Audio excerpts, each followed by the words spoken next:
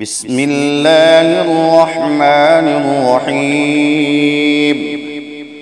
اللهم يا ذا المن ولا يمن عليه، يا ذا الجلال والإكرام،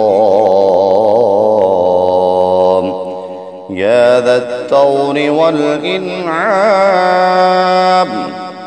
لا إله إلا أنت ذهب اللاجين وجار المستجيرين وأمان الخائفين.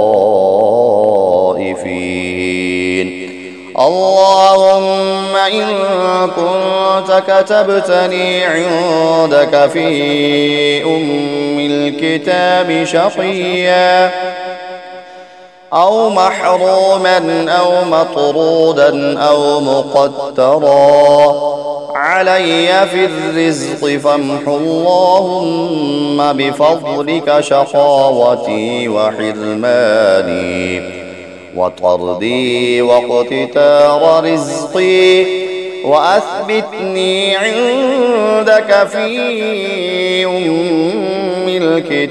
الكتاب سعيدا مرزوقا موفقا للخيرات،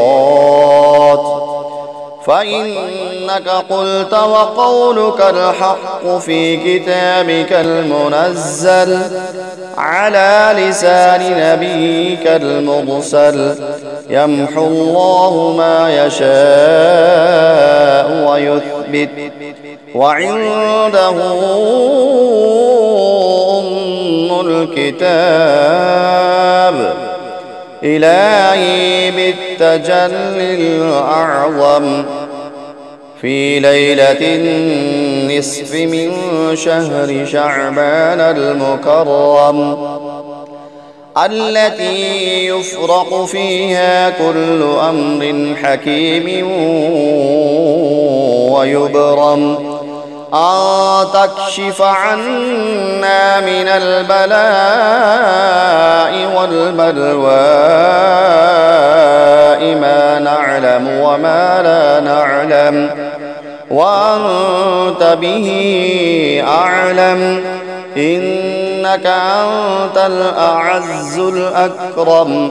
وصلى الله تعالى على سيدنا محمد وعلى آله وأصحابه وسلم، والحمد لله رب العالمين.